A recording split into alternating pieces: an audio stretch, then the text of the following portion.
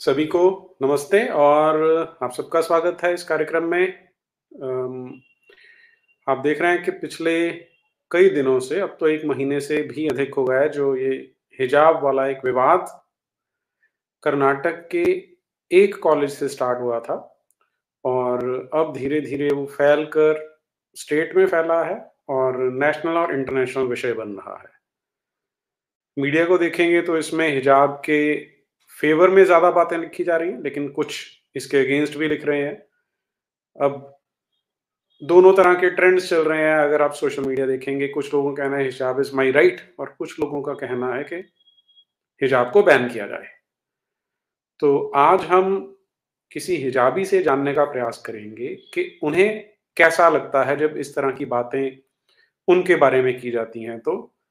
तो इसके लिए हमारे साथ एक बहुत ही विशेष मेहमान है, वो अपना तारुफ़ अपने आप ही करवाएँगे, खुद ही करवाएँगे।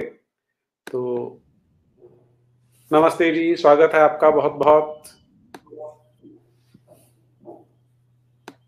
कैसे हैं खातून?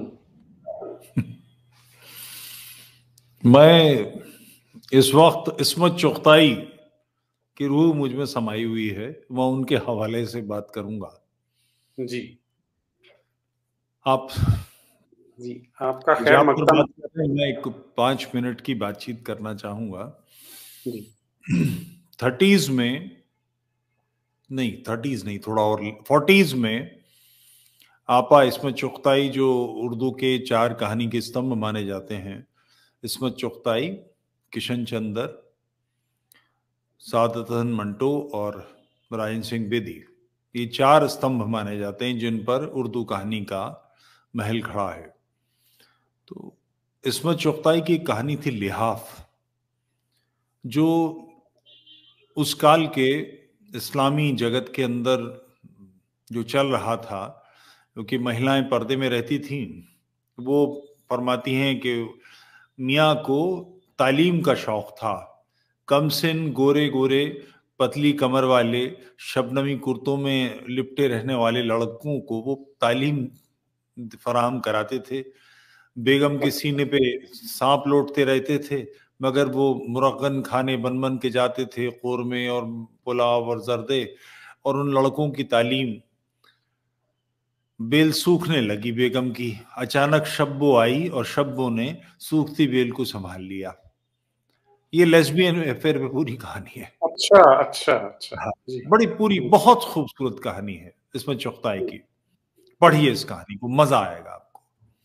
इसमें जी। चुगताई इस्लाम की औरतों का एक बोल्ड चेहरा है, हुँ, हुँ, या ये कहिए कि इस्लामी औरतों का चेहरा है। बोल्ड चेहरा नहीं, चेहरा है, क्योंकि हुँ, उनके साथ जो कुछ गुजरती है वो बात साफ, कहाँ हो, कैसे हो, किससे हुँ, बोलें।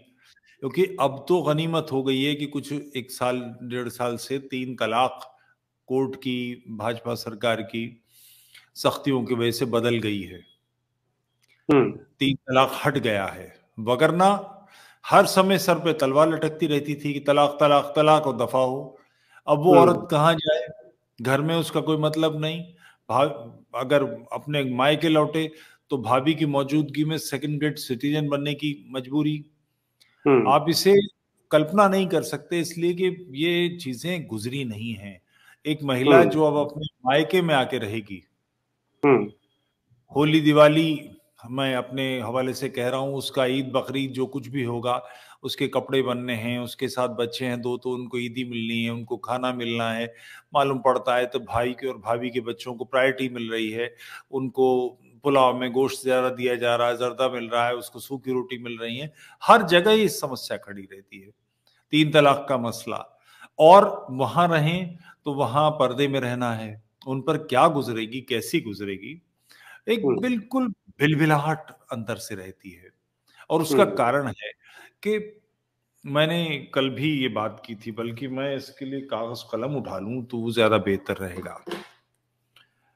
पर्दे की शुरुआत कहाँ से, ये समझना चाहिए। जी, 51 बरस की उम्र में एक आदमी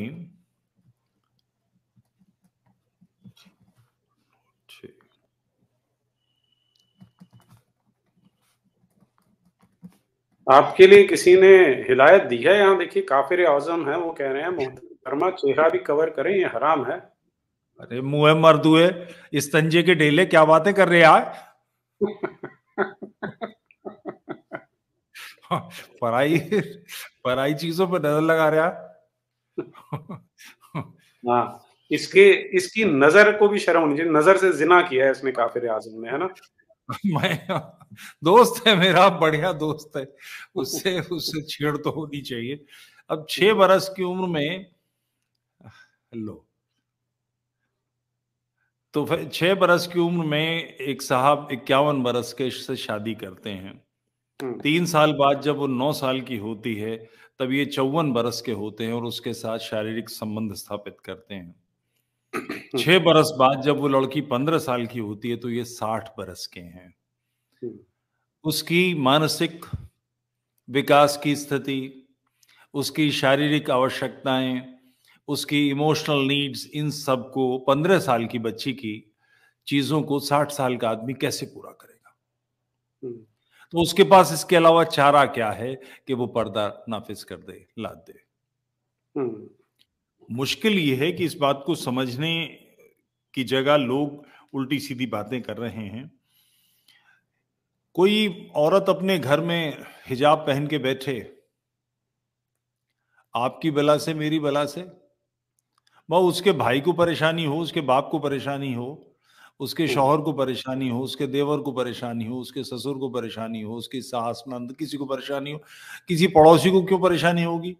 हुँ, साहब को परेशानी क्यों होगी? तो पहल चतुर्वेदी हुँ, को परेशानी क्यों होगी? हमारी बला से। हुँ, मगर ये डिमांड उसके घर की नहीं है, हुँ, ये डिमांड स्कूल में हिजाब पहन कर आने की है, जी, जहां आप अंतर नहीं कर सकते किसी किस्म का। आज ये हिजाब की मांग है, ये बेसिकली शरिया को नाफिज करने के लिए ये सब बात हो रही है। हिजाब के बाद अगली डिमांड आएगी कि हमको नमाज पढ़ने की जगह दी जाए स्कूल में। आप हुँ, एयरपोर्ट पे जाएं, वहां देखेंगे कि प्रेयर रूम बना हुआ है। अब मैं जी। थोड़ी देर को हो गया बती देर, मैं शरीफ आदमी हूं कि होलिये में आ जाऊं, ये बेहूदगी नहीं, नहीं, ये हाँ। तो आपने गज़ब ढा दिया। अल्लाह का तो वो अज़ाब आएगा। जी जी, तो वो प्रेयर रूम के नाम पर वहां नमाज पढ़ने की जगह बना दी गई। हुँ, ये स्कूल में आएगी कि आपको इसके बाद ये कहेंगे कि हलाल फूड मिलना चाहिए कैंटीन में। हुँ, नमाज का जब वक्त होगा तो हमको उस क्लास से छुट्टी मिलनी चाहिए। हुँ, इसके बाद ये आएगी कि साहब जुम्मे की छुट्टी चाहिए हमें, इतवार को स्कूल नहीं बंद कर सकते आप, जुम्मे को हुँ, बंद कीजिए। कोर्स में कृष्ण राम पढ़ाए जा रहे हैं, ये सब नहीं चल सकता। हुँ, रमजान के महीने में हमें रफ्तार ये करना चाहिए, वो करना चाहिए, हम ये नहीं कर सकते, हमको तरावी पढ़नी, फलाना करना है। कुल मिलाकर काफिरों के बीच में इस्लाम अपने आप को स्टैब्लिश कर रहा है, पर फैला रहा है। हुँ, ये एक उकाब के, एक गिद्ध के पैर फैलाने की तरह है कि अब ये जब पर समेटेगा तो किसी चीज पर झपट्टा मारेगा और उसको खाएगा। आप सावधान हो जाएं, ये आवश्यक है। इस्लामी औरतों के अंदर कैसी गुजरती है, जैसे मुझे ये मालूम कैसे पड़ा, मेरी एक हुँ, बहन है, मुंह बोली बहन है पाकिस्तान में। मैंने उनसे पूछा कि बाजी, कराची की इतनी गर्मी में कपड़े पहने, ऊपर से बुर्का पहने, कैसे गर्मी नहीं लगेगी? मुंबई और कराची एक टेम्परेचर है। तो उन्होंने कहा, तो फैल ये बुर्के के नीचे बिल्कुल नंगी होती हैं, ये कपड़े नहीं पहनती, ये बुर्का इनका कुर्ता पजामा है। अच्छा। कैसे झेलेगी कोई औरत? हुँ, आप खुद अपने आप को, जो आपने पूरे कपड़े पहन रखे हैं, इसके ऊपर एक शॉल और ओढ़ लीजिए और ऐसा हुँ, कर लीजिए कि बस आंखें दिखाई दें, हुँ, तो काली बंद को भी आपको बना दिया जाए, तो कैसे झेलेंगे उस गर्मी को? हुँ, और ये इसलिए है कि एक शख्स ने 6 बरस की बच्ची से 51 बरस की उम्र में निकाह किया, ये उसका नतीजा है। तो हुँ, अब इसके खिलाफ कभी तो आवाज उठानी पड़ेगी, हुँ, उस जुल्म को। और ये एक जगह नहीं है, एक और वाकया अर्ज करता हूं। एक मिनट, मैं आपको रसूल। रोकना चाह रहा हूँ यहाँ पे, रोक लूँ? जी। जी। आप कह रहे हैं कि इसके खिलाफ आवाज़ उठानी पड़ेगी, लेकिन यहाँ तो जो बच्चियाँ हैं वो अपने हकूक माँग रही हैं कि हमारा मज़हब हमें इसकी इजाज़त देता है, तो हम बुर्का पहन के आएँगी, वो इसके अगेंस्ट थोड़ा, वो तो इसके फ़ेवर में माँग रही हैं। मैं वही आपसे अर्ज़ कर रहा हूँ, ये कौन फ़ेवर में माँग रही हैं, उसी पर तो बात कर रहा हूँ। है क्या जी। कि मानसिक रूप से लोगों को ये समझाया गया है कि कुफ्र और ईमान की लड़ाई चल रही है। दारुल हरब और दारुल इस्लाम है। कुरान में आयत है और हदीसों में तो भरा पड़ा है कि औरतों से कि तुम अपने आप को हिजाब में रखो, चूंकि तुम सताई न जा सको। हुँ, सताई न जाओ का मतलब कौन सता रहा था? था ये कि आम औरत, ये सब लफंगे थे, आम औरतों के साथ इस हद तक है ये कि रसूल की बीवियां उम्मुल मोमिनीन कहलाती हैं, मुसलमानों की माँ। हुँ, उमर जुमलेबाजी करता था। सौदा जो मोहम्मद की बीवी थी, उस जमाने में घर में अटैच टॉयलेट नहीं हुआ करते थे, तो वो हुँ, जा रही थी तो उसने फिकरा कसा। रसूल ने उसको समझाने, लताड़ने, रोकने की जगह सौदा को कहा, तो अगली बार सौदा पर्दा लपेट के, चादर लपेट के गई, तो वो लंबे कद की थी, तो उसने पहचान लिया, फिर जुमला फेंका। तो अपने आप को बकिया से जो और लोग हैं, काफिरों की बीवियां हैं, औरतें हैं, जो कि सेक्स स्लेव्स बनाना, उनको लौंडी बनाना, उनके साथ में और निकाह और हिबा और फलाना और ढमाका, दुनिया भर की बातें हैं। तो उससे तुम न सताई जाओ, बची रहो, उसके लिए अपने आप को अलग से कर लो। हुँ, मामला यही है कि हम, सवाल इसका नहीं कि दीन क्या कहता है, आप हुँ, अलग डिफरेंट आइडेंटिटी कैसे बर्दाश्त कर सकते हैं किसी राष्ट्र में? हुँ, मूल मसला ये है, उनको किसी को चाहिए कि साहब हमको हिजाब में रहना है, घर में रहिए। आप हुँ, स्कूल पढ़ने आएंगे, सार्वजनिक स्थलों पर ये नहीं कर सकते। हुँ, हम ये नहीं कह रहे हैं कि कोई मुल्ला सार्वजनिक स्थल पर दाढ़ी बढ़ा के ना, हम इसी दाढ़ी पकड़ के काट देंगे, हम ये नहीं कह रहे हैं। या हुँ, वो गले में अपने कपड़ा बांधे हुए, मगर वो ऐसी हरकतें करेगा, स्कूल में आकर ये कहे कि मैं इसी तरह से पढ़ूंगा और मुझे हुँ, दोपहर में नमाज के वक्त छुट्टी चाहिए और फलाना काम चाहिए, तो उसको फिर मदरसे में जाके रहना चाहिए, यहां से निकल जाए। हुँ, आप सामान्य समाज में खान पान के नाम पर, चूंकि इस्लाम का तो पहले दिन से है ना कि यहूदी मूछें रखते हैं तो तुम मूछें काटो, हुँ, वो दाढ़ी नहीं रखते तो तुम दाढ़ी रखो। ये जो दाढ़ी एक अंगुल और ये 3 अंगुल और एक मुट्ठी की जो दाढ़ी है कही हुँ, जाती है, या कुछ लोग इसे वहां भी इसके अलावा कुछ और चीजें भी कहते हैं, ये जो सारी चीजें हैं, मगर दाढ़ी पर मस्ट है, इसलिए कि रसूल की थी। हुँ, तो ये सारी चीजें, एक ऐसा समाज जो संपूर्ण अपने राष्ट्र को समरस करके रखना चाहता है, वो अलग से कैसे इजाजत दे सकता है? हुँ। क्योंकि नहीं, इसमें ये बात जी, बिल्कुल ठीक है कि हमारे कानून में या विश्व भर में कानून की जो जड़ें हैं, वो परंपराओं में निहित होती हैं, मगर परंपराओं की कसौटी मानवता है, हुँ, लफंगाई नहीं है। आपकी जानकारी के, आपके दर्शकों की जानकारी के लिए निवेदन करूं, वैसे उन योग्य हैं, जानते भी होंगे, भारत में ठग रहे हैं। कर्नल स्लीमैन ने इनको निपटाया था और बहुत सारा काम हुआ था। जबलपुर का था। मालवा से, महाराष्ट्र से जो यात्री आते थे, मथुरा, वृंदावन, हरिद्वार, काशी, हजारों की तादाद में लोग गायब होने लगे, कुछ पता नहीं लगता था। हाल ये हो गया कि आज यात्रा पर निकलने से पहले अपने सारे संबंधियों से मिलके विदा लेकर आते थे कि पता नहीं लौटे न लौटे। तो हुँ, उसने फिर छान भटक की, इसकी जानकारी की, कुछ लोग मुखबिर बनाए, तोड़े। फिरंगिया एक उनका सरदार था, हजारों लोगों को फांसी हुई थी। तो फिरंगिया ने सारी इंफॉर्मेशन दी, कैसे मारते हैं, क्या करते हैं। तो जब कोर्ट में मुकदमा गया तो उन्होंने इसकी प्ली ली, ये आधार लिया कि हम काली जी के उपासक हैं, जिसे वो भवानी कहते थे, देवी के उपासक हैं, और हम हुँ, मारते नहीं, हम बलि देते हैं। हुँ, तो ऐसी बातें भी कर सकते हैं। बकरी की कुर्बानी जायज है, तो ऐसे समाज भी रहे जो नरबली करते थे। हुँ, किलों की जड़ों में, किले जब बनते थे तो उनकी आधार जो शिला रखी जाती थी, उसमें नरबली दी जाती थी। जयपुर का किला इसी तरह का है। तो क्या हुँ, हम नरबली की अनुमति देंगे?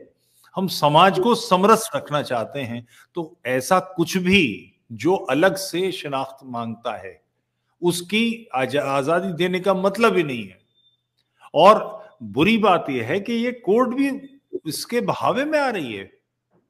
नहीं तो फिर जी जलीकट्टू को इसमें कहानी क्या है कि उन्होंने कुछ जुमले तैयार कर रखे हैं कि जब आप कहेंगे कि हम नरबली देते थे, तो उनका आगे से काउंटर आर्गुमेंट आ जाएगा कि हम इंट्रूजन की बात नहीं कर रहे, हम आपके राइट को वायलेट नहीं कर रहे, हम तो अपने कपड़े पहनने का अधिकार चाहते हैं, तो उसमें आपको आपत्ति नहीं होनी चाहिए। इसलिए बली वाला एग्जाम्पल बोलेंगे गलत है। आप और इसकी दूसरी, अनुमति देंगे कि वहां उसी स्कूल के लड़के चड्डी पहन के आए, बस पैंट कमीज ना पहने?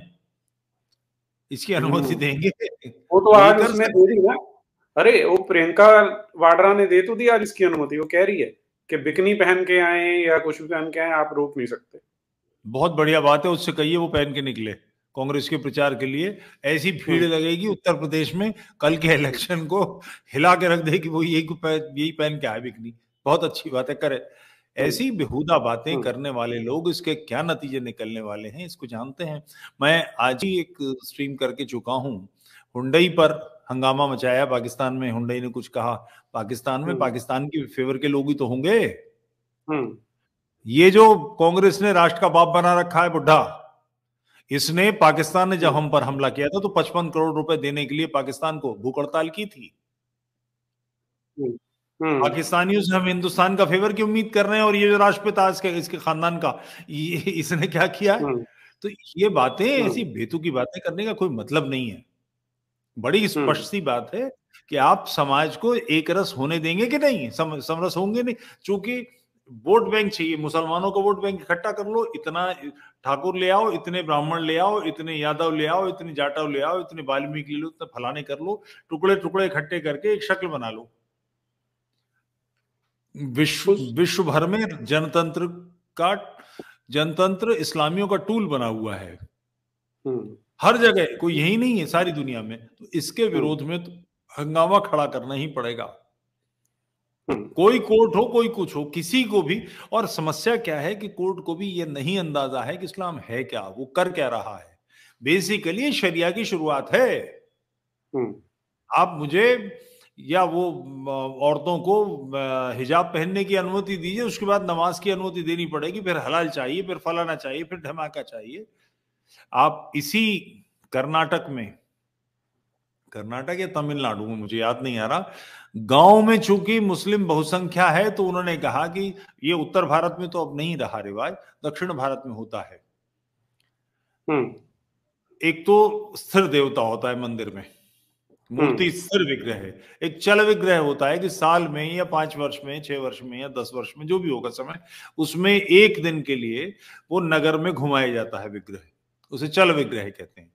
ऐसे ही श्रीनाथ जी के और विग्रह उनके भी हैं जो उत्तर भारत में भी आते हैं, यहां दर्शन के लिए आते हैं, देने के लिए आते हैं। तो उसमें उन्होंने कहा कि ये चूंकि यहां तो मुसलमान बहुसंख्या है, इसलिए हमारे गांव क्षेत्र में ये विग्रह की यात्रा न निकले। कोर्ट में ले गए मुकदमा।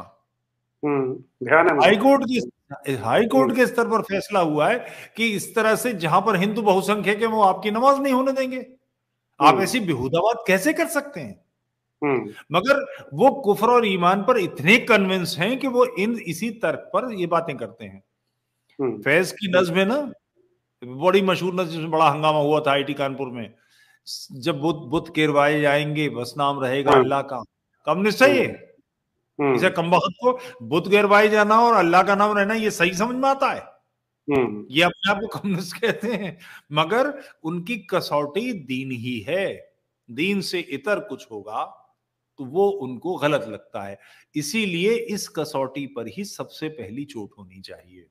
ये जो मूल कसौटी है ये गलत है। ये बात समझ में आनी चाहिए कि एक 6 बरस की लड़की, बच्ची, और 51 बरस का शौहर, उसका निकाह हम आज कुछ नहीं कर सकते, हिस्ट्री को अंडू नहीं किया जा सकता, पास्ट हो चुका है, मगर उसे सुन्नत मानकर कहा जाएगा। और उसकी हरकतों के नतीजे कितने गहरे हैं कि लड़कियां आज पढ़ने लिखने वाली लड़कियां हिजाब पहनकर आने की बात कर रही हैं।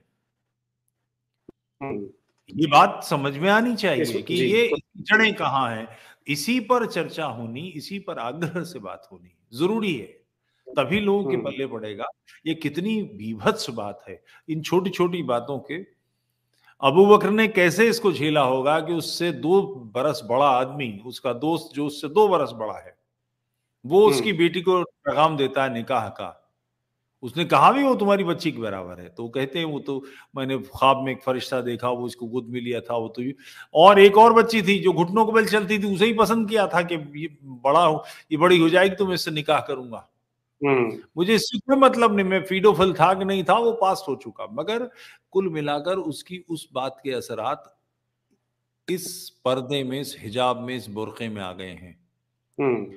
संसार की एक ऐसी आबादी अपने आप को सांसें घोट कर रखना चाहती है, या एक बड़ा वर्ग उसकी सांसें घोटना चाहता है। अब तो सऊदी अरब में खुल भी गया है, नहीं तो वहां रिवाज था कि कोई औरत अपने घर से बाहर निकलेगी तो उसके साथ एक कोई शख्स होना चाहिए जो उसकी फैमिली का हो, चाहे उसका 15 साल छोटा भाई हो, कजन हो उसका, मगर कोई शख्स होना चाहिए। वो सब्जी खरीदने नहीं जा सकती, वो माल नहीं जा सकती, वो डॉक्टर के पास नहीं जा सकती। ऐसा हुआ है कि लड़कियां मर गई हैं, कि बीमार हैं और उनको रेस्क्यू करने वाली टीम में कोई औरत नहीं है, इसलिए उनको ले जाया नहीं जा सकता।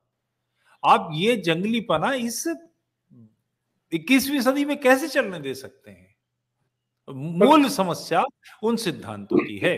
जी, कह रहे थे। इसमें एक चीज जो हम कभी-कभी भूल जाते हैं वो ये है कि जो सल्लल्लाहु अलैहि वसल्लम थे, हज़रत पैगंबर मोहम्मद साहब, उन्होंने इस्लाम की शुरुआत की और उनका जो परिवार है, वो उनके नक्शे कदमों पे चलता है। तो मैं आपको दिखाता हूँ, वो किस तरह का परिवार है।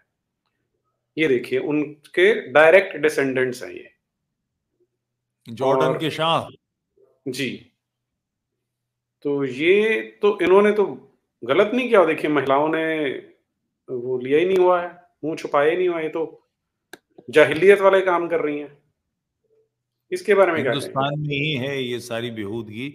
मैं कई बार कहता हूं कि ईरान या सऊदी अरब या अरब कंट्रीज इस्लाम छोड़ने में, अगर इस पर जो एक ये है कि जीवन का संकट, वो भय निकल जाए तो इस्लाम छोड़ने में भीड़ लग जाएगी, सुनामी आ जाएगी।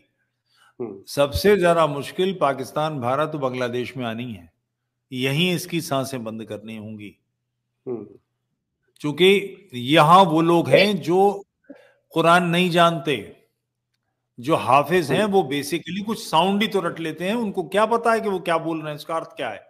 और जो व्याख्याएं हैं कुरान की, जो तफसीरें हैं, वो बहुत डिफरेंट हैं। ओरिजिनल अरबी जानने वाले कंट्रीज के लिए मुश्किल नहीं होगा, क्योंकि वो सच जानते हैं। अब आज के जमाने में किसी से कहा जाए कि सूरज कीचड़ भरे तालाब में डूबता है, कौन मान लेगा?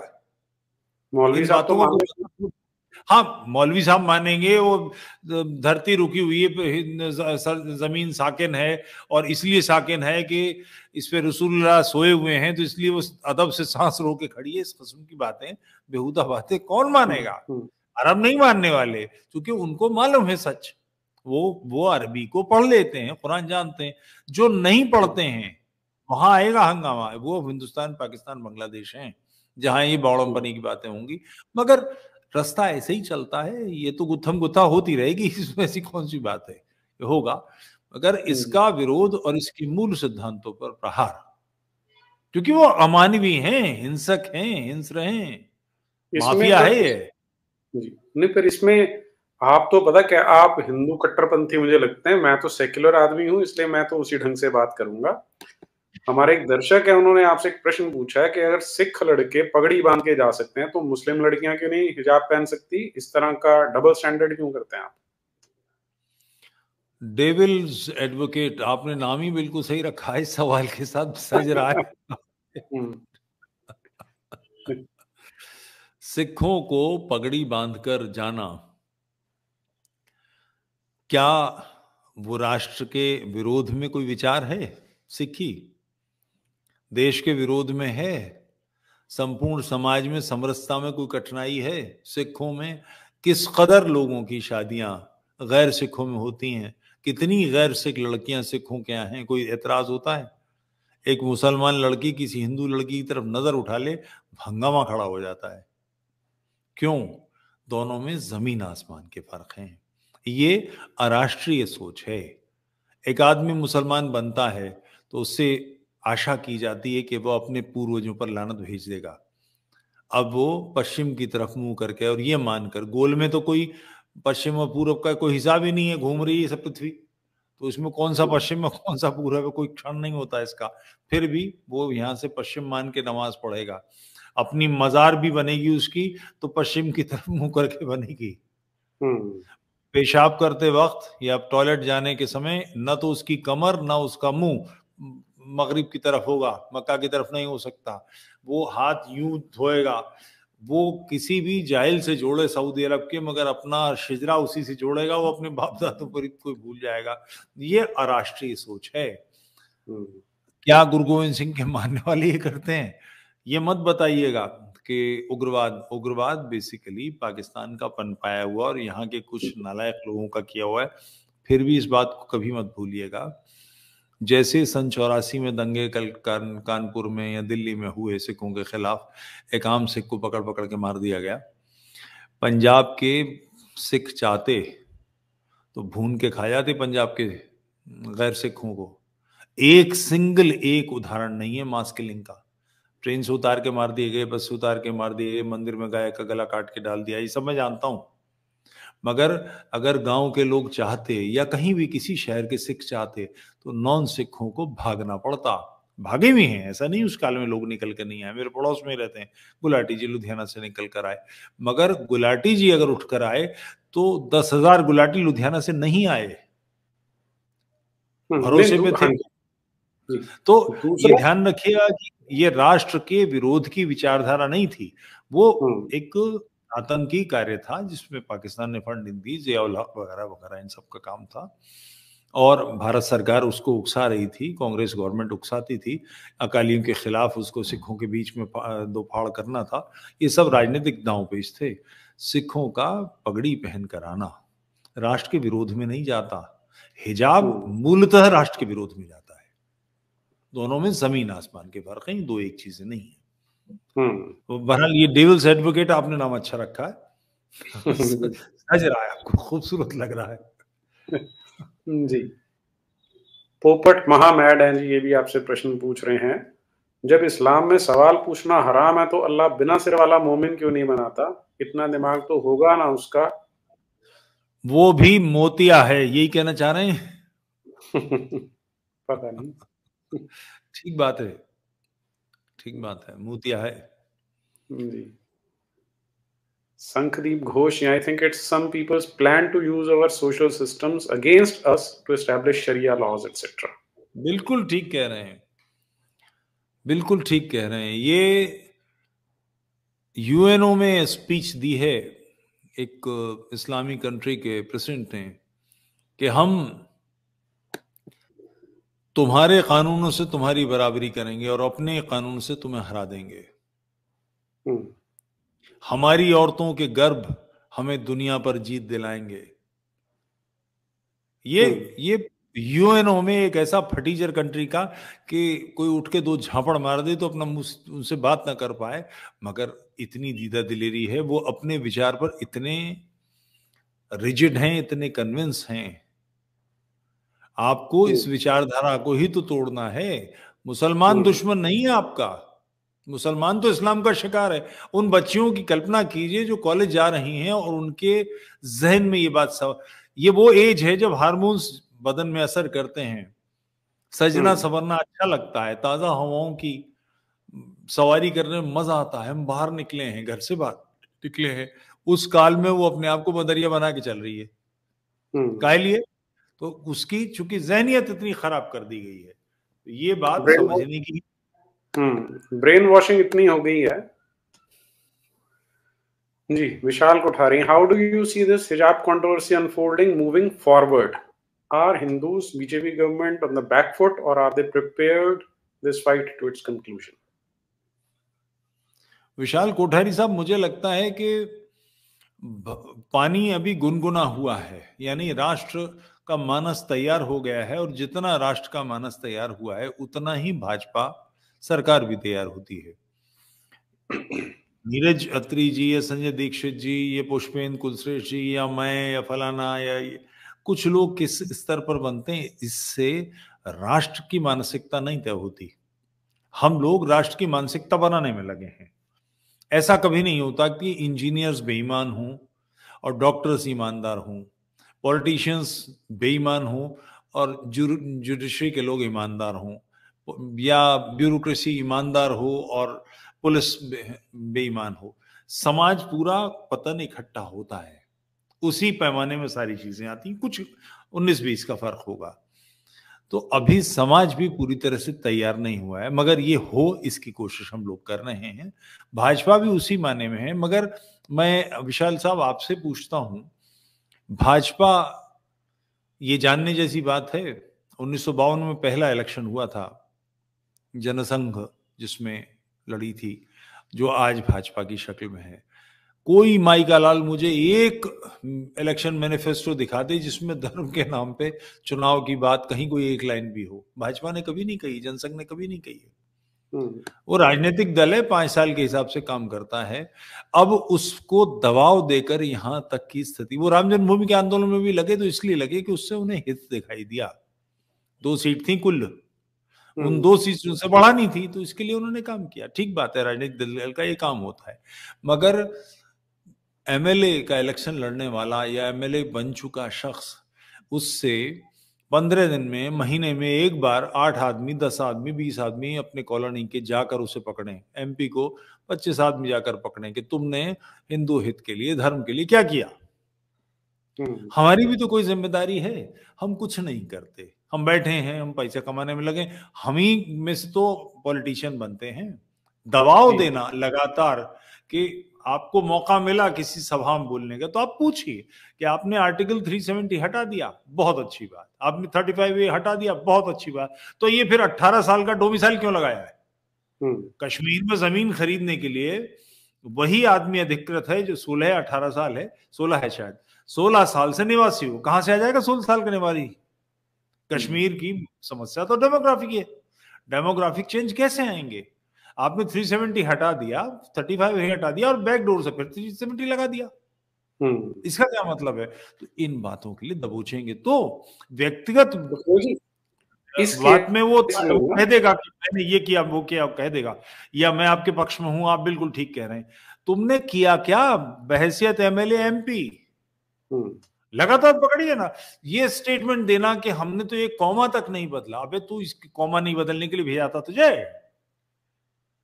जो हमारा एचआर मिनिस्टर है वो इस सिस्टम के, हमारे जो शिक्षा उल्टी सीधी पढ़ाई गई है, इससे हमें बाहर निकालेगा, राष्ट्र को बाहर निकालेगा, या ये कहेगा कि हमने कॉमा भी नहीं बदला। 5 जूते नहीं मारेंगे हम इसके। या अपने एमएलए भी कहीं से होगा ना, कहीं से एमपी होगा ना, इसका गला नहीं पकड़ेंगे, घुसते ही दबोच लेंगे। जब 4-6 बार उसका कुर्ता फटेगा तो उसके बाद उसे अकल आ जाएगी। मगर ये हम भी तो करें, और इसका नुकसान होगा, भुगतेंगे, उसमें क्या है, तो होगा। तो इस केस में बीजेपी ने जहां तक मैं नोटिस कर रहा हूं, बड़े स्मार्टली काम किया है कि उन्होंने ना तो कहीं कॉन्स्टिट्यूशन वायलेट किया, उसके पैरामीटर में रहते रहते स्टैंड उन्होंने अच्छा रखा है। जैसे उन्होंने कर्नाटक एजुकेशन एक्ट जो है 1983 वाला, वो यूज करके डायरेक्टिव इशू कर दिया कि इनको अनुमति नहीं दी जाएगी। तो अभी तक तो जो बीजेपी गवर्नमेंट है वो फर्मली खड़ी है। अब कचहरी वाले कुछ उल्टा सीधा ना कर दें वो नहीं पता, लेकिन अभी तक सरकार का स्टैंड इस केस में ठीक रहा है। इस सिलसिले में मैं निवेदन करना चाहूंगा कि कचहरी वालों को बिल्कुल स्पष्ट कोर्ट में ये बात कि जुडिशरी के अधिकार, ब्यूरोक्रेसी के अधिकार और लेजिस्लेचर के अधिकार बटे हुए हैं। एक दूसरे के क्षेत्र में टांग नहीं घुसेड़ी जाती। पाकिस्तान का जो स्टेट फेल्योर है उसका बड़ा कारण ये है कि जुडिशरी हर जगह टांग डालती है। ऐसा मौका आ चुका है तो संसद विधानसभा में पंगे लिए थे, तो विधानसभा अध्यक्ष ने स्पष्ट कह दिया कि सन ऑफ योर बिजनेस, तुम होते कौन हो हमसे कहने वाले, ये मेरा क्षेत्र है, मैं हूं यहाँ का। तो ये बात कहनी पड़ेगी। कुछ भी चलेगा, कैसे भी करेगा, मतलब ये हास्यास्पद है, मगर मैं जानता हूं इस किस्से को। रेड लाइट जंप की थी या कुछ ऐसा था, ट्रैफिक वायलेशन का चक्कर था। वो टीचर थे, तो जज जो उसने मेट्रोपॉलिटन मजिस्ट्रेट ने पूछा कि आप क्या करते हैं, तो उसने बताया टीचर टीचर। अरे रे रे, बहुत बढ़िया, वहां कोने में बैठ जाइए, एक कागज पे 1000 बार लिखिए मैं रेड लाइट जब नहीं करूंगा। अब इस किस्म की बातें बचकानी लगती हैं, हास्यास्पद लगती हैं, मगर ये उसने अपने अधिकार क्षेत्र का उल्लंघन किया। उससे जब वो पढ़ता होगा जज, तो उसे किसी ने कराया होगा तो उसने उसकी खोज निकाल ली। बिल्कुल स्पष्ट कि ये कोर्ट स्कूल में क्या क्या व्यवहार होना है, उस व्यवहार को कोर्ट नहीं तय करेगी, उसका काम नहीं है। ठीक बात है। और ये जैसे गलत चीज। योगी जी ने किया ना कि जब टंगा अड़ंगा ला रहे थे, उन्होंने ऑर्डिनेंस ही पास कर दिया। इतनी दमदारी तो दिखानी पड़ेगी। और यूं ही नहीं है, देखिए जिस समय प्रधानमंत्री बनने की बात आई थी मोदी जी के, तो कई लोग विरोध में थे, उसमें शिवराज सिंह भी थे। योगी जी उनके बाद के नाम हैं, शिवराज सिंह पहले मुख्यमंत्री हैं। शिवराज सिंह जी का नाम और मुख्यमंत्री योगी जी का नाम बगल में रखा जाए, किसी से कहा जाए भाई एक किसी पर टिक लगा दो, कहने की जरूरत नहीं कि इस पर टिक लगेगा। तो ये जो बड़ी लकीर खींची है ना, तो उसे खींचने के लिए उसने काम किया है। ठीक बात। इतना तो करना पड़ेगा। राष्ट्र अगर पलकों पे आपको उठाता है तो आप उठने लायक होते हैं, इसलिए उठाता है। ये यूं ही नहीं है कि जय जयकार हो रही है, उसका कारण है। यूपी भर में पोस्टर दिखाई दे रहे, आएगा तो योगी, किसी का इलेक्शन हो आएगा तो योगी। क्यों? वो डिजर्विंग है, उनसे हम आशा करते हैं। तो ये मामला इस तरह से है। जी, शंखदीप जी हैं, government should establish committee to do research on hijab and sharia, bring out the truths in front of the nation and then do a debate. Shankhdeep ji, इसमें डिबेट तो तो मुझे मैं मान लूंगा, मगर मुझे नहीं लगता कि शरिया और हिजाब पर कोई रिसर्च करने की जरूरत है। ये हाँ, तो जितना बिल्कुल तय चीज है, जंगलीपना है। तुफेल जी ने जितना बोल दिया है, संजय दीक्षित ने बोल दिया है, मेरा शायद ये दूसरा या तीसरा स्ट्रीम है इस पे, अगर उतना ही देख लें, कुरान में 2 आयतें हैं और उनकी तफसीर है, वो देख के समझ आ जाएगा कि ये कौन सी मानसिकता है जिसके कारण ये लाया गया था। तो इसमें कोई बहुत लंबी रिसर्च की तो आवश्यकता कभी पड़ेगी ही नहीं। बस वो विल पावर चाहिए, या जैसा अभी तुफेल जी ने बोला कि जो लेजिस्लेटिव है और जो एग्जीक्यूटिव है, इंटरफियर ना करें, अपने-अपने काम करते रहें बस। काफिर कृष, तुफेल जी, नीरज जी, आप दोनों को प्रणाम। प्रणाम काफिर कृष जी और Naman. Nice to see both of you sharing thoughts. Tufail ji, this is undoing of education and returning back to 7th century. It's simple to understand. ठीक बात है काफिर साहब, ये बात बिल्कुल ठीक है। और ये जितनी अधिक दूर तक, जहां तक पहुंच सके वहां पहुंचनी चाहिए, पहुंचानी चाहिए, अपनी तरफ से प्रयास करना चाहिए। हम जंगलीपना नहीं सह सकते, किसी तरह से नहीं सह सकते। और हाँ, ये इनका कमेंट इसलिए भी इम्पोर्टेंट है कि सारे का सारा अभी जो मीडिया है वो क्या कर रहा है, संविधान के आर्टिकल ये आर्टिकल वो निकाल के सारी इशू को डाइवर्ट करने की कोशिश कर रहा है, जबकि एक्चुअल तो बिल्कुल बेसिक्स पे जाना चाहिए कि इसके पीछे की सोच कौन सी है, कि क्या हम अपनी बच्चियों को उस सोच के हवाले करना चाहते हैं।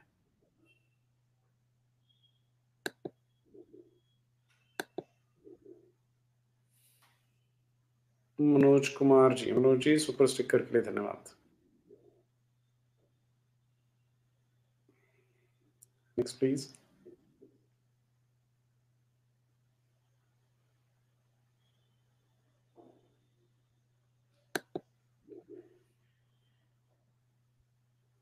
फातिमा का पड़ोसी, this 6 girls been trained specially on secret place. हो सकता है जी, नाम बड़ा अच्छा है इनका। कल जयपुर डायलॉग पे हम लोग थे साथ, तो वहां भी आप ये फातिमा के पड़ोसी साहब तशरीफ लाए थे। ये बहुत अच्छी बात है कि लोग अब समझ रहे हैं फातिमा कौन थी, क्या थी, आयशा का क्या है, सौदा का क्या है, खौला कौन थी, क्या ये लोग, अली कौन किसका, हुसैन हसन की सच्चाइयां। क्योंकि जो पहले थी वो तो ये था कि बिल्कुल हाँ क्या दूध के धुले लोग, ऐसी शबनमी सफाई में नहाए हुए, अब ये सब निकल निकल के आ रहा है। काइजन मोक्षी हैं, प्रणाम नीरज जी, प्रणाम काइजन मोक्षी। An average Hindu can object if I eat non veg और ड्रिंक और स्टील और किल और even tell a lie. An average Hindu will not kill me for that, just based on something in a book. जय श्री राम।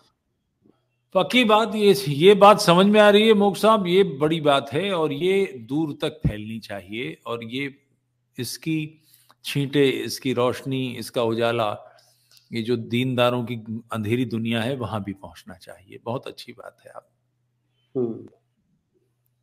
और ये वो जो पहले कोई कंपैरिजन कर रहा था पगड़ी का हिजाब के साथ, उसमें भी ये चीज समझ आ सकती है कि किसी ने पगड़ी पहनी है नहीं पहनी, उनकी इच्छा है। बहुत सारे हैं जो अपने बाल कटवाते हैं, लेकिन कभी उनकी हत्या नहीं होती, कोई उनको मारता नहीं है। लेकिन आप जरा ये समाचार पढ़ लीजिए, आपको यहां से आइडिया हो जाएगा।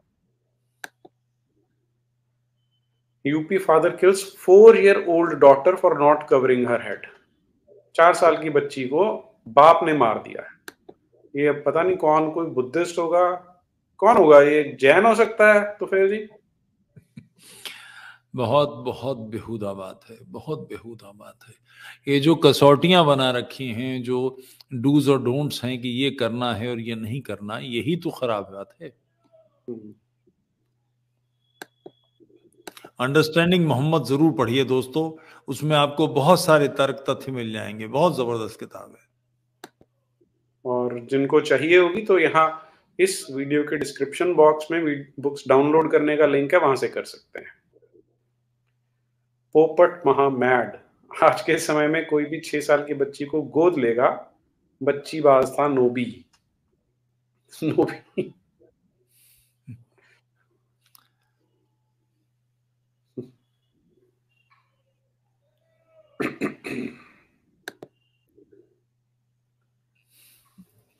ठीक है, एक्स बैडी वाई एक्स, क्या बात है जी, आपका धन्यवाद स्टिकर के लिए।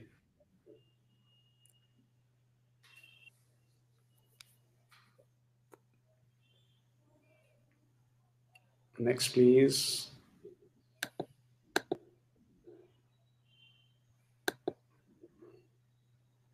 जयेश 007, जिहादियों से तो लड़ लेंगे, लेकिन सेकुलर लिब्रांडू अर्बन नक्सली हिंदू से कैसे निपटेंगे?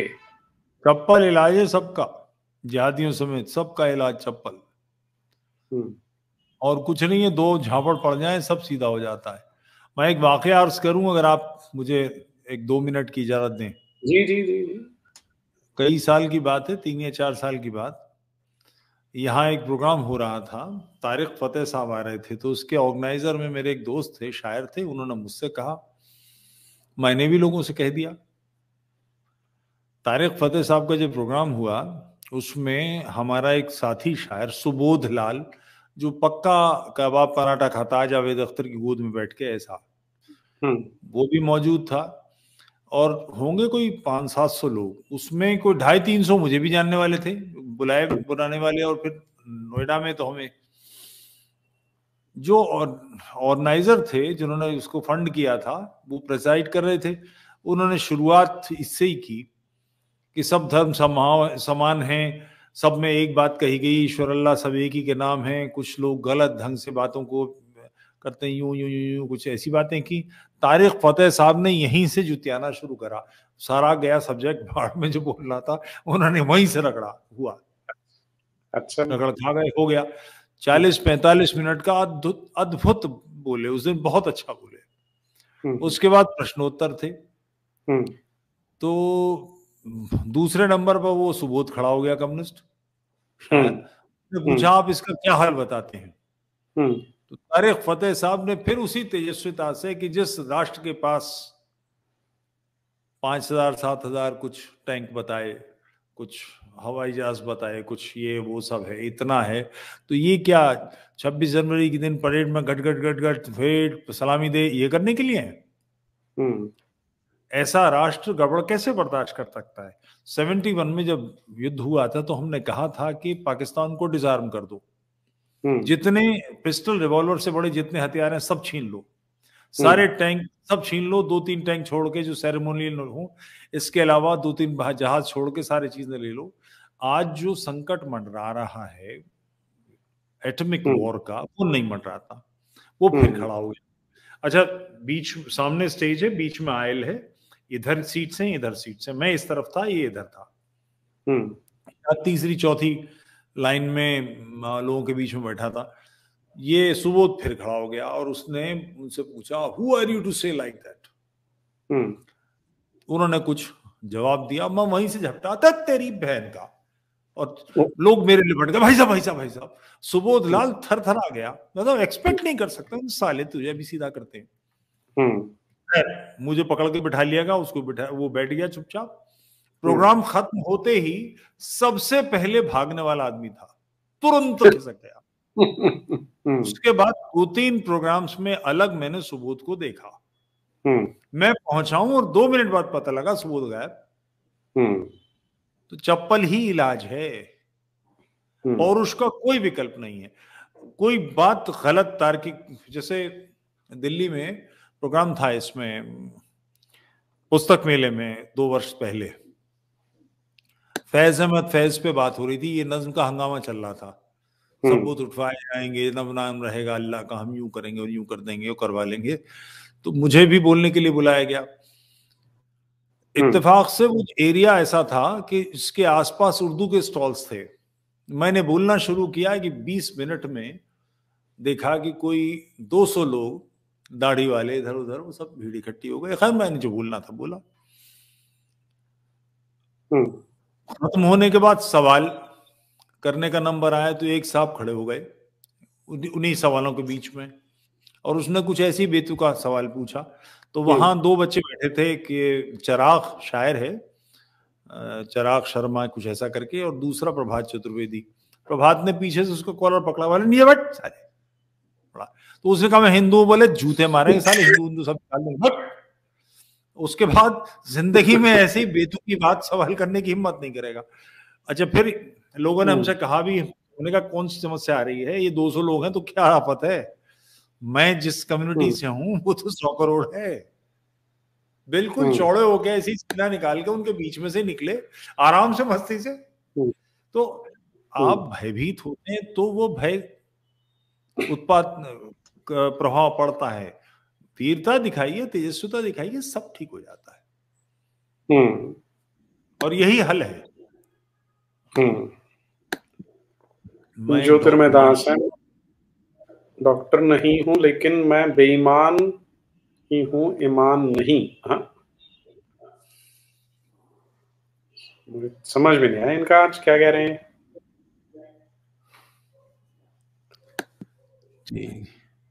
जी, सनातनी भारत प्रणाम। हम ये बहस कर ही क्यों रहे हैं, हिजाब भारत का अंग ही नहीं तो सीधा विरोध क्यों नहीं कर रहे। हम आज भी उनके नैरेटिव में फंस रहे हैं, सठे साठ्यम समाचरित। नहीं भाई, मुझे लगता है कि वो जो कहानी है विक्रमादित्य की या पंचतंत्र की, कि वो खिचड़ी राजा खाने के लिए बैठता, हाथ डालता है तो बुढ़िया कहती है कि तुम तो उस राजा की तरह हो जो वो था। खिचड़ी गर्म है, किनारे से खानी शुरू करो, बीच में हाथ नहीं कुचला जाता। नैरेटिव तय करना है, उनके खिलाफ जनमत बने, क्योंकि ये बंगलौर का मामला, वो कर्नाटक का मामला ही नहीं है। ये उत्तर प्रदेश में इसलिए नहीं आ रहा है कि योगी जी बैठे हैं। नहीं तो वहां पहले अखिलेश सरकार होती तो आ लिया होता। होली के दिन होली नहीं खेली जाएगी, 10 बजे होली खेलना बंद कर दो कि आज जुम्मा है, दोपहर में नमाज पढ़ी जाएगी। ये उत्तर प्रदेश में हो चुका है। अखिलेश की सरकार थी, आजम खान के जमाने मिनिस्टर था। उत्तर प्रदेश में पुलिस के थ्रू 10 बजे होली बंद, ये हो चुका है, तो ये बाकी जगह भी होगा। तो इसके लिए जनमत तैयार तो करना ही पड़ेगा। विरोध तो कर ही रहे हैं, हमारे पास जो विरोध का तरीका है वो ये है। तो ये काम यही करने हैं, जो आप कह रहे हैं वही काम हो रहा है। PW, considering religious background of patriarchy, allowing young school-going girls to wear hijab, would it not create peer pressure on other parents to force their children to wear hijab due to stigma?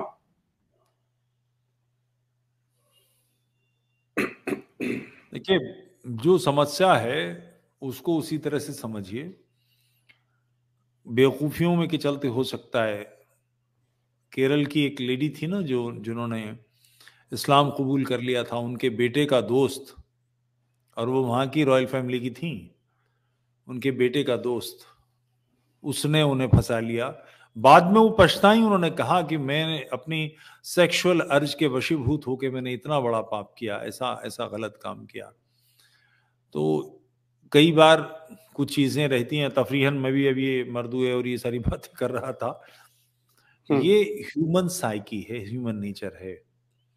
पड़ोसी की बीवी सबको पसंद आती है, सबको अच्छी लगती है, दूसरा पुरुष कमी होता ही होता है, इसमें कुछ भी समस्या नहीं है, ये सामान्य बात है। मगर हमें जीवन चले इसके लिए कुछ नियंत्रण निगाहों पर लगाने पड़ते हैं। विचारों पर तो नहीं लग सकता।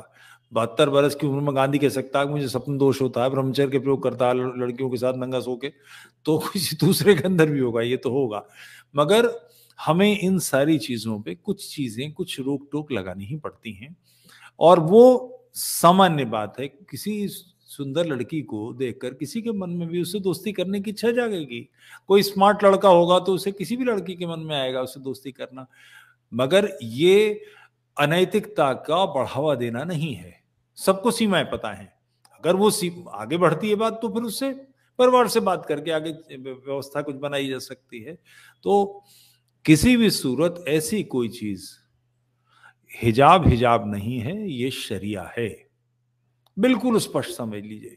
हलाल गोश्त भी आएगा रेस्टोरेंट, आप सोच सकते हैं लाखों करोड़ों का व्यापार है सालाना का मांस का। ये पूरा व्यापार शांति दूतों के हाथ में है। क्यों कि रेस्टोरेंट में आकर वो पूछते थे हलाल है झटका।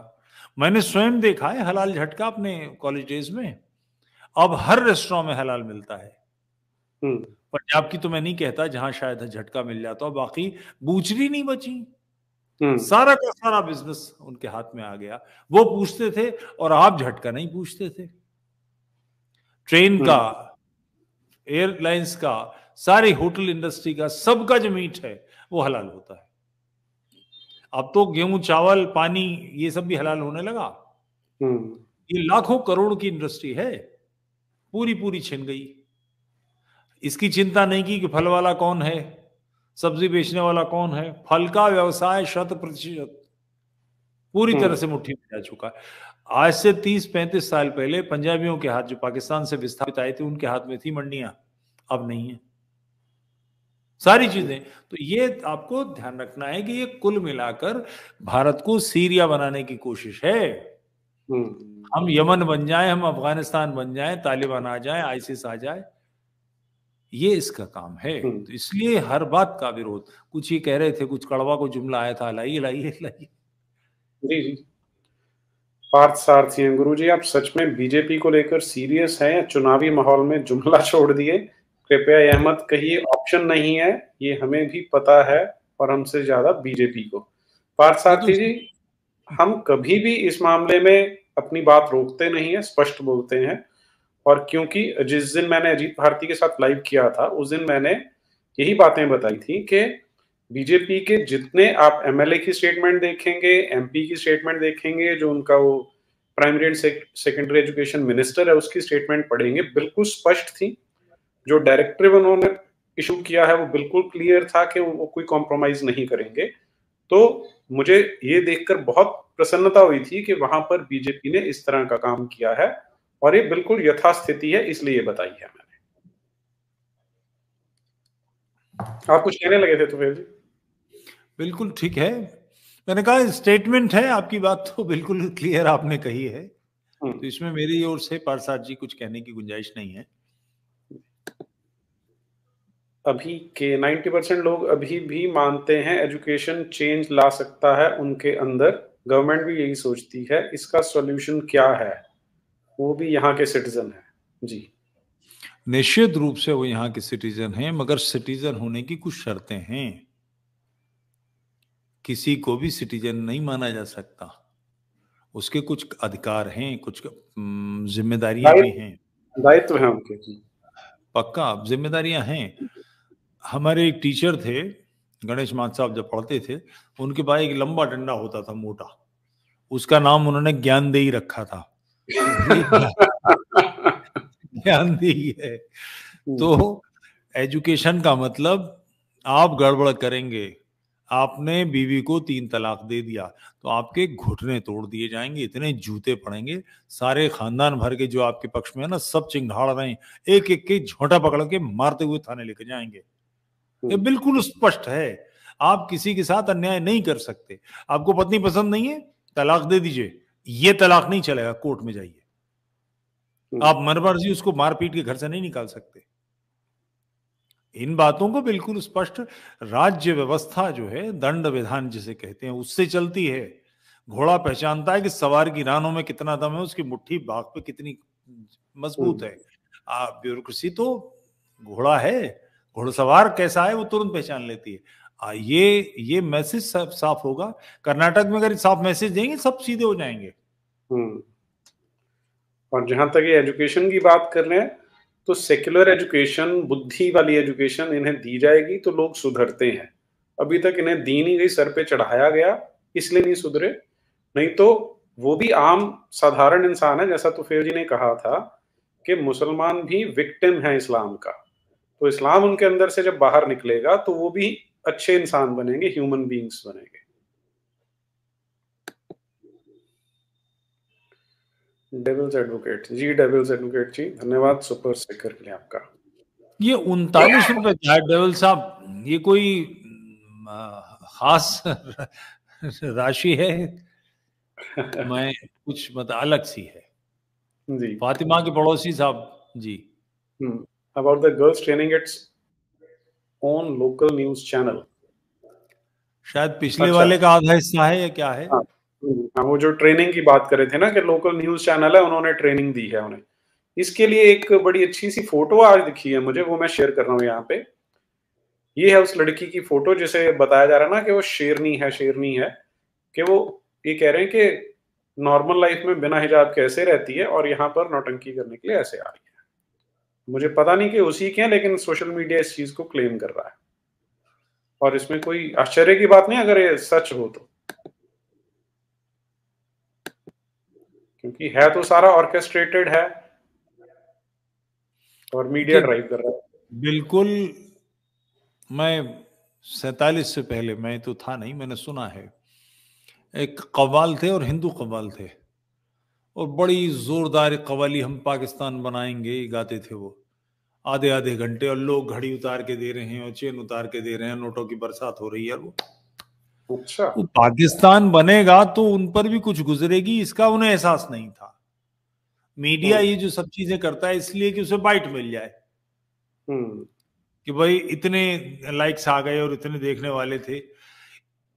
ध्यान हो कि गुवाहाटी में एक लड़की को रेप किया गया था, उसके कपड़े फाड़े गए थे बेसिकली, हुँ, और एक किसी पत्रकार ने उसकी सारी वीडियो बनाई थी। बाद में ये बात खुली कि वही था उकसाने वाला, कि बाइट मिल जाए, बड़ी बाइट मिल जाए, जिसको फॉलोइंग आ जाए, इसके लिए हुँ, उसने ऐसा किया।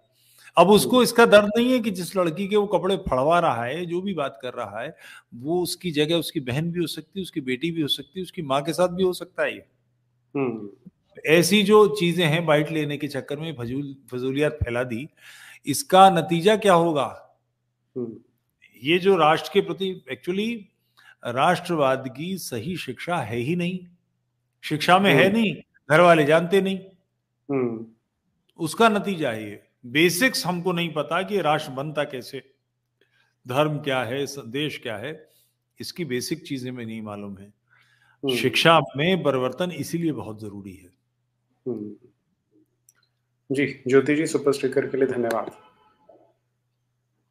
कोनागा gaming, hijabi girls are part of campus front of India. हाँ, वो पहले दिन से कैंपस फ्रंट की स्टेटमेंट्स आ रही हैं और क्योंकि बिना किसी बैकिंग के बच्चा कभी भी ऐसी हरकत नहीं करता। हम भी 15-16 साल की आयु में से गए हैं। एक बार टीचर ने बोल दिया कि अंदर आके बैठो तो जाके बैठते थे और पता था कि अगर माँ-बाप को बुलाया गया तो वहाँ से भी डाँट पड़ेगी। तो ये सारा ये प्लान्ड है सारे का सारा।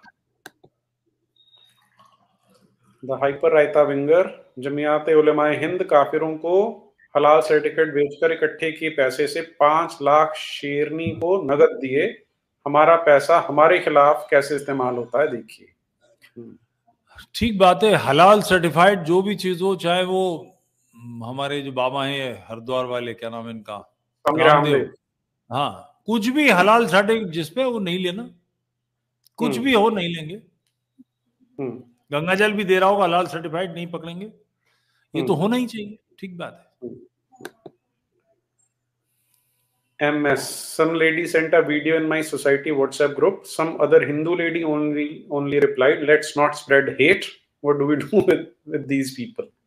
वो ऐसे। जब तक दृढ़ता से आप विरोध नहीं करेंगे, मैंने आपको उदाहरण बताया ना, एक हम्म। सुबोध लाल की सारी कम्युनिस्ट पार्टी की जो तलवारबाजी थी, वो हम्म। बहसों में ऐसी बातें करते थे, फिर एक बार हम्म। कहता तेरी बहन का, वो सब हम्म। एक एक मिनट में सारे सारे ब्रह्मांड खुल गया, ज्ञान चक्षु खुल गए। उसके बाद से किसी मौके में 3 जगह मुझे ध्यान है कि हम्म। उनको उनके दर्शन हुए, 2 मिनट के हम्म। अंदर देखा तो गायब हो गए। हम्म। क्योंकि इमेज मेरी तो पहले से एक अटखाना है अच्छा खासा, और फिर ये हम्म। भी समझ में आ गया कि चप्पल भी मारेगा, ये छोड़ेगा नहीं। तो अब ऐसे तारिक हम्म। फतेह हैं तो वो क्या दीनहीन निरीह प्राणी हैं कि उनकी खाल कोई भी उतार देगा और हम बैठे उतरवाते रहेंगे? हम्म। ऑर्गेनाइजर के नाते कुछ हमारी जिम्मेदारी भी है ना, वो हम्म। नहीं होने देंगे। आपने सवाल पूछा, उसने जवाब दे दिया, अब दूसरा हम्म। सवाल तीसरा सवाल, ये बहस होगी, तो इसका इलाज तो चप्पल है, करे देते हैं, हम्म। उसमें क्या है। है। और ये तो जो लेट्स विरोध, नॉट, ये ऐसे जो लोग होते हैं, मैंने देखा है कि ये अपने किसी एजेंडा पे ही काम कर रहे होते हैं। कोई कांग्रेस ही होगा, कोई कुछ होगा, इस तरह के लोग जो लेट्स नॉट स्प्रेड हेट वाली बातें करते हैं। संदीप हल्दर संदीप जी तो जी फिर यशस्वी होइए, सुखी रहिए।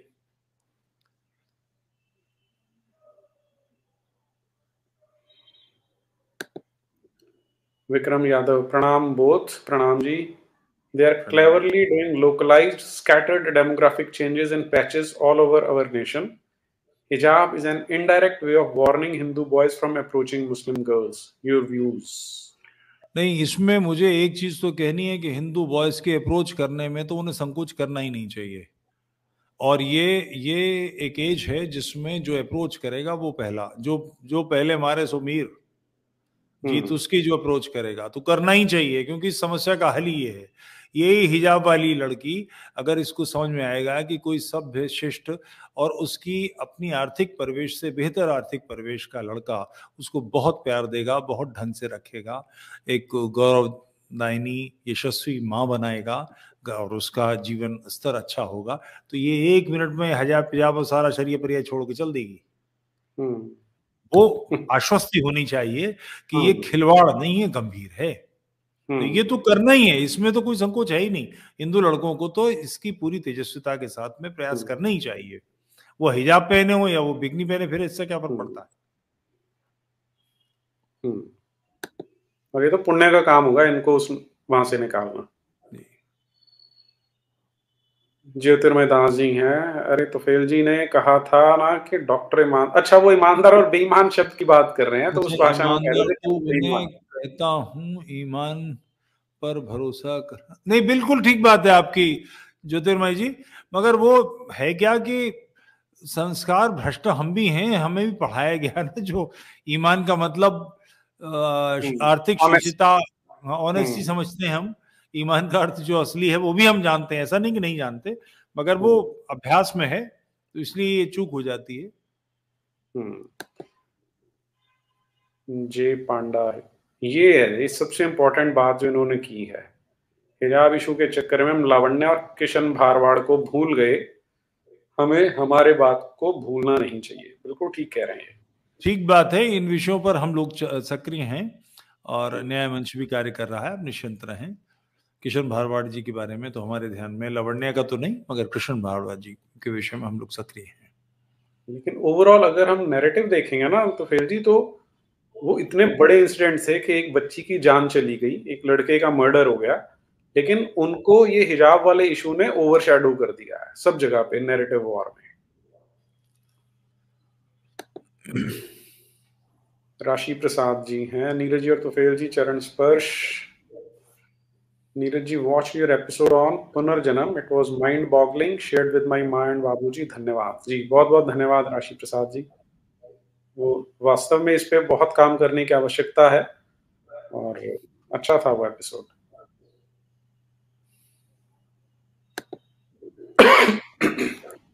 प्राउडली हिंदू, अगर नमाज के वक्त मुल्ला नमाजी को पेल दे तो रोजा टूट जाएगा, हिजाब पहनना जरूरी है। नवनीत सिंगापुर से। चरण स्पर्श है तो फिर भी आपको। जी, यशस्वी होइए। नमाज के वक्त मुल्ला किसे पेल रहा है, स्त्री है या पुरुष है? क्योंकि वहां तो वो मदरसों वाला वातावरण है, गिलमाओं का चक्कर होता है। तो अगर अजाए तनासुल यानी शिश्न सूखा बाहर निकलेगा तो नहीं टूटेगा। इस पे एक वाकया सुना दूं, मौलाना मौदूदी का। मौलाना मौदूदी बात कर रहे थे, लाहौर का वाकया है शायद, और सब्जेक्ट था गुस्ल, किन किन हालात में गुस्ल वाजिब होता है। तो उन्होंने कहा कि कोई शख्स अगर वस्ल करे यानी किसी के साथ सेक्स करे तो गुस्ल वाजिब होता है। तो एक ने हाथ उठाया कि कोई हमजिनसी कर रहा हो यानी होमोसेक्सुअलिटी, तो उन्होंने कहा उन पे भी गुस्ल वाजिब होता है। उसने फिर मंतक बघारी कि दोनों पे वाजिब होता है? उन्होंने कहा हाँ दोनों पे वाजिब होता है। तो उसने कहा कि साहब फाइल पे तो ठीक है कि लगा पड़ा है, मगर जो मफूल है, जो पैसिव है, उस पर क्यों वाजिब होगा? मौलाना सोचते रहे, फिर बोले हो सकता आपका ख्याल सही हो, मगर मैं तो नहा लिया करे था। तो ये इस किस्म की बातें हैं। ठीक है। अजेंद्र चौरसिया जी, पता नहीं है तालिबान वाले कौन सा बुर्का और शरिया दे रहे थे कि शेर और शेरनियां कुत्ते की तरह जहाज के पहिए पर लटक कर भाग रहे थे, वो भी भारत आने के लिए। शरिया के अपनी मनमर्जी अर्थ निकाल लिए हैं। पाकिस्तान में शरिया वाली पार्टियां जीतती नहीं है, और लोगों से अगर कहीं पूछताछ की जाए, कोई सर्वे किया जाए, तो लोग कहते हैं 60-70% तक लोग कहते हैं कि हाँ शरिया जरूरी है। तो जब जो पार्टियां कहती हैं कि वो शरिया लाएंगे, उनके एमएलए नहीं जीतते, एमपी नहीं जीतते, तो इसका मतलब क्या है? इसका मतलब ये है कि वो जिस शरिया की बात कर रहे हैं और ये सर्वे वाले जो उसके फेवर में वोट दे रहे हैं, इन दोनों के शरिया में फर्क है।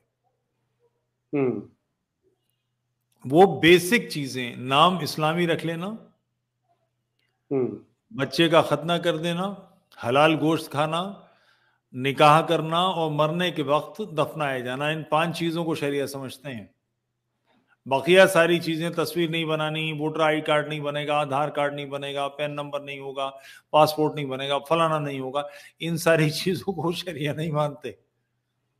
गाना सुनने को, तस्वीर देखने को, पिक्चर देखने को, इन सारी चीजों को बाहर रखते हैं। तो शरिया के मनमाफिक लोगों ने अर्थ कर लिए हैं। वो लोग शरिया की बात करते हैं जिन्हें पता नहीं है कि शरिया क्या है। अफगानियों को पता है शरिया क्या होता है, तालिबान रहा है ना वहां, इसलिए सब सीधे हैं। वहां कोई तालिबान नहीं शरिया की बात नहीं करता। पर तो फिर भी इसमें एक जो पॉइंट आता है, ये जो बच्चियां वहां पे कर रही हैं, प्रोटेस्ट कर रही हैं, ये इनके माँ बाप और हमारा जो मीडिया इनको सपोर्ट कर रहा है, इन सबको तो पता है कि किस चीज को रिप्रेजेंट कर रहे हैं। बाइट लेनी, इससे कोई मतलब ही नहीं। एक पत्रकार की लड़की बच्ची के कपड़े फाड़वा सकता है और उसका वीडियो बना सकता है अपने साथी के साथ, और एनकरेज कर रहा है लोगों को। वो बाद में खुली बात कि वो एनकरेज कर रहा था उसको। तो बाइट की, मैं बड़ी इंपॉर्टेंट बाइट लेके आया हूं, ये देना है। राष्ट्र की समझ कहां है उसे तो इससे मतलब है कि उसका जो बॉस है वो उसका कंधा थपक दे।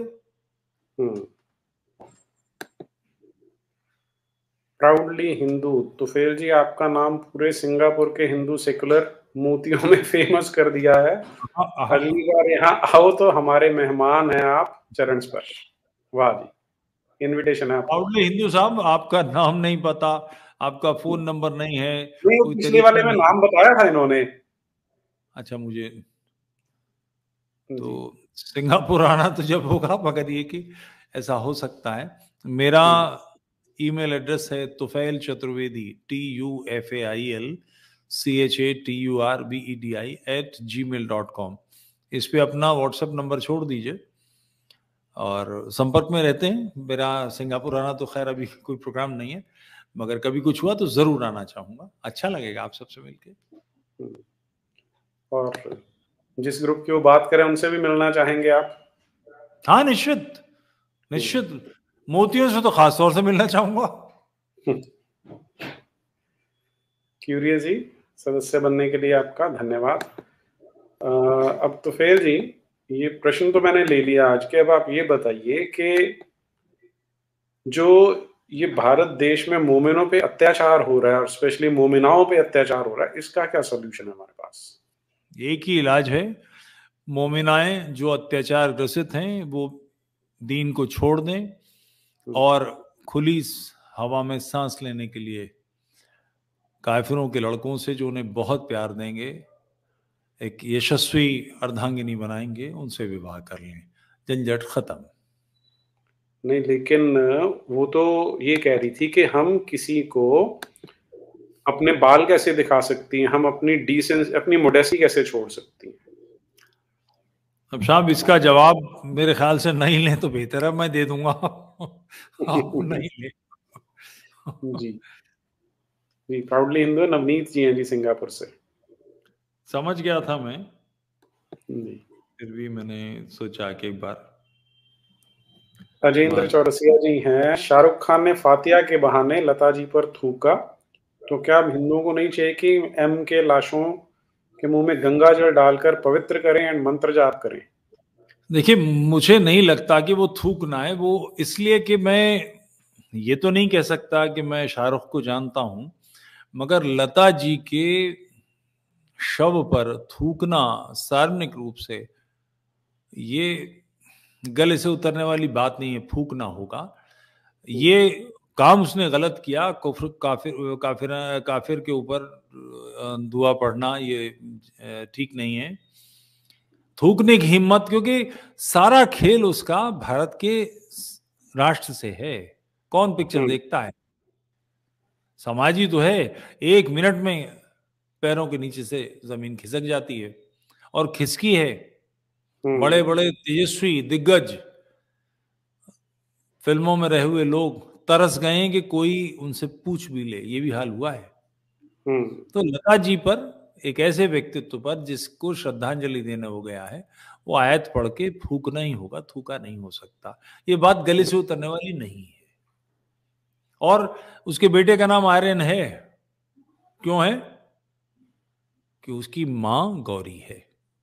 हुँ, मैं ये नहीं कह रहा कि उसका खतना हुआ होगा कि नहीं हुआ होगा, मगर बेटे का नाम आर्यन रखना बताता है। वो म, वो आमिर का बेटे का नाम क्या है, करीना के? तैमूर। तैमूर। हुँ, तैमूर नहीं रखा उसने। हुँ, पिता की मनस्थिति स्वीकृति के बिना मां नाम रख सकती है क्या?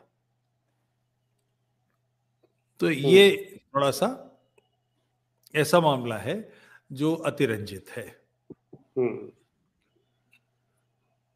नवनीत जी कह रहे हैं कि दीन की दावत के बाद में प्राउडली हिंदू बना, तो फिर जी आप आज भूल गए। अच्छी बात है। जी, ठीक है तो फिर, जी, 1.25 घंटा आज हो गया। हाँ जी, हाँ जी, हाँ, बढ़ गया समय हमारा फिर से, तो समापन की ओर चलते हैं। तो फिर हाँ, जी थोड़ी समय देर देने के बाद लिए हाँ, फिर अपने वो उसमें उसूलिये में। ठीक है। जी, राम राम जी जी, आप राम राम। जी, बहुत-बहुत धन्यवाद जुड़ने के लिए। ठीक है, राम राम। जी, राम, राम। जी, दर्शकों से अनुमति लेते हैं। भारत माता की जय, वंदे मातरम।